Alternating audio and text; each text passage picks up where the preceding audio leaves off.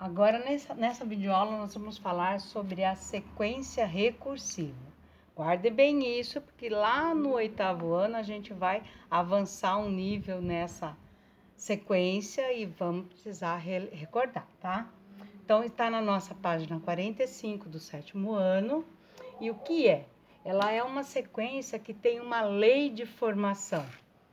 O que é a lei de formação? Ela é uma regra. Essa regra vai explicar a relação entre os termos de cada sequência. Vamos aos exemplos.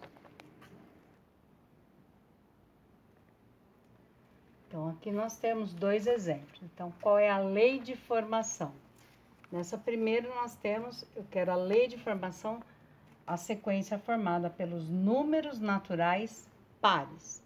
Então, a sequência é 0, 2, 4, 6, 8. E como ela não tem fim, como ela é infinita, eu preciso colocar os 3 pontinhos no final e lembrar de fechar o parênteses. Fechamos a sequência ali, uma sequência infinita. Um outro exemplo, os divisores de 12.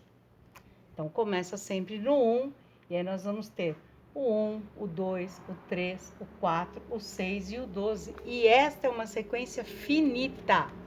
Ela acaba no 12. E aí fechamos os parênteses ali. Então, uma sequência infinita e a outra finita, com a lei de formação determinando para poder escrever a sequência.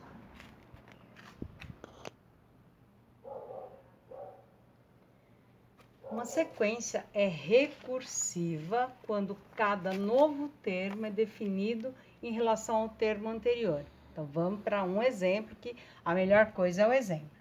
Então, exemplo, nós vamos fazer uma sequência agora, onde o A1, quer dizer, o primeiro termo, é 0. E a lei de formação, a regra dela, é somar 1 ao termo anterior. Então, veja, ela é recursiva porque eu preciso do termo anterior para definir o novo termo. Então, A1 é 0, a gente começou. Primeiro termo, 0. A lei, somar 1. Então, se eu somar 1 aqui, eu vou obter 1. Se eu somar 1, vou obter 2. Soma 1, 3. Soma 1, 4. E é uma sequência infinita, portanto, precisamos dos 3 pontinhos e lembrar que essa sequência precisou ficar entre parênteses.